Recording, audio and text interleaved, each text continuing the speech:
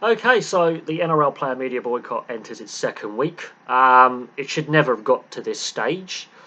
I mean, this is the second media boycott the RLPA has instituted this year. Obviously, in the pre-season, they had a similar stance. They got back round the negotiating table. The fact that 20 months of negotiation and a deal hasn't been signed off for the next CBA is quite troubling. I understand the issues that are outstanding, and yeah, there's 100 of them. You're not going to get them all agreed upon. Any negotiation, you're going to have to compromise. The fact that the RLPA has some grievances, even at this point, that need to be ironed out, and the fact that they're owed back pay and data collection and having a say on potential rule changes and extra games. I can understand the RLPA's standpoint on those issues. They're the big issues. But in regards to the lack of communication from the NRL in the last week's troubling. They've just stayed quiet. I don't think they're taking the RLPA stance of a potential strike seriously. On the RLPA standpoint, they've allowed a lot of these bigger issues, such as the backdated pay and shortfall in payments, player welfare, post-retirement welfare for players and education programs, and player welfare post-retirement. I think the NRL has liked it that the RLPA has been weak in that area for so long. But at least the RLPA are coming out. I mean, Clint Newton's been on the radio. He's fronted, some difficult questions on Triple M, for example. That was a car crash of an interview, and that's not Clint Newton's fault. In regards to the NRL being silent on this issue for the last week, that lies with Andrew Abdo and to a certain extent Peter V'landys. Peter V'landys isn't even in Australia at the moment, so there is being a lack of strong leadership in regards to wanting to get back around the negotiation table. I do believe it won't last much longer. It can't do, because if it does, then the RLPA has to up the ante with the threat of actually taking strike action, and that then completely changes the standoff, because we've got the end of season test matches. We've got obviously the NRL's plans to take games to Vegas next year in the US to grow the game. Potential further expansion of the NRLW and the NRL in the next couple of years. That puts a lot of that in jeopardy. And if the players were to decide to take strike action, the damage that's going to do to the women's game, let alone the main competition, will be quite profound. Personally, I don't miss the half-time and full-time player interviews, because you get the same generic answers. We've got to do this, we've got to do that. We're happy with nothing new that we haven't seen on the field comes out. But that's part of the media agreement. Now, the media reporting is more anti-RLPA than pro-RLPA. They're going after Clint Newton. They're going after senior players, which I think is unfair. They're not being balanced, but they are the major stakeholders in the game financially. They pump the most money into the league. 80-85% of the revenues come from the media partners. So I do think you have to be a little bit careful biting the hand that feeds you. I think the RLPA could have chosen a different path. But they've decided to go down this path of boycotting media commitments. But the silence from the NRL is troubling. I mean, there is a lot at stake. I understand the standpoint of outstanding payments due to players. I get that. I understand there are other serious issues at play that the CBA negotiations haven't covered. The fact they've got 100 issues, a lot of them are quite minor, that they want, adjusting. They're not going to get all that anyway. They're going to have to be willing to compromise on a lot of their issues. The big ones, I think, need to be resolved, and then you can have positive discussions about those minor tweaks, those minor issues, in good faith. I don't think the NRL and the RLPA have really got on with each other for 20 years. There is a lack of good faith, and a lot of that, again, predates Andrew Abdo and Peter V'landys. We're going back to Todd Greenberg, we're going back to Gallup era, we're going back to the foundation of the NRL.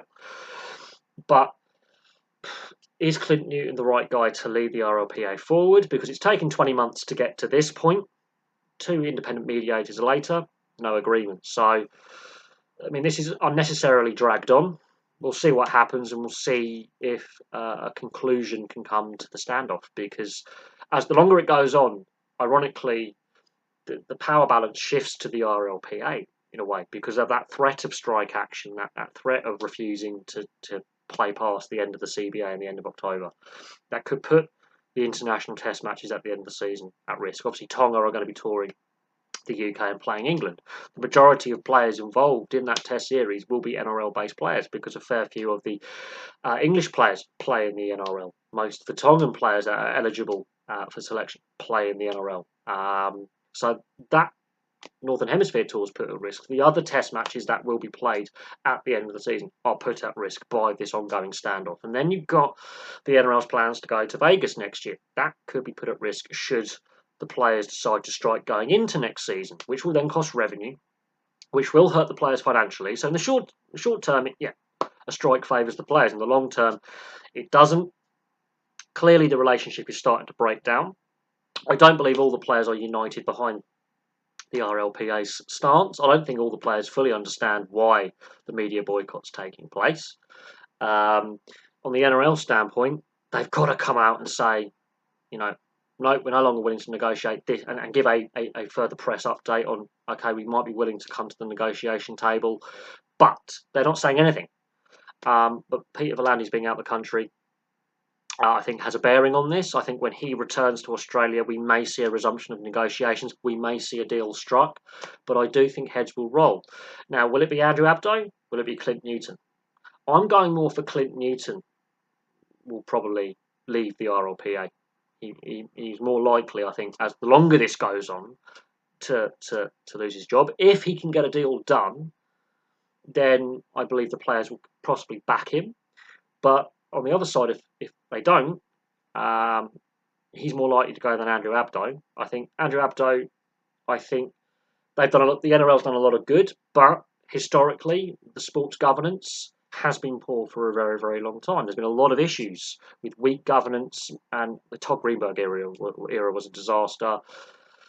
The Gallup era wasn't great either, with constant salary cap breaches and poor oversight of clubs' finances. So this is not a new thing about weak governance, poor governance. And I think the RLPA have realised, hey, finally we can actually have a greater say on how the game's run. They've had 20 years to raise a lot of the issues that are currently in play. So the RLPA leadership's been weak for a long time. We're finally reaching, that point where we could see massive, drastic changes in the governance of the league and the game. So we'll see what happens, but second week of this player media boycott. So there we go. Hopefully a positive outcome can come from this, but the longer it drags on, I can see either Clint Newton or Andrew Abdo or both losing their jobs. I think Peter V'landys, he's a divisive figure with the way he runs the sport as a whole with the ARL. But he's managed to get things done quickly. He's managed to actually get emergency funding for the sport back in 2020.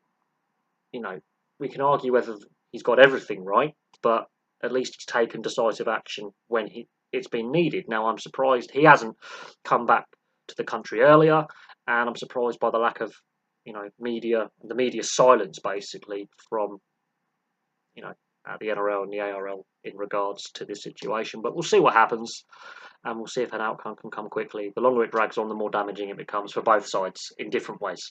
But there we go. Thank you very much for watching. Place your thoughts in the comment section below, and we'll have some more content for you very, very soon.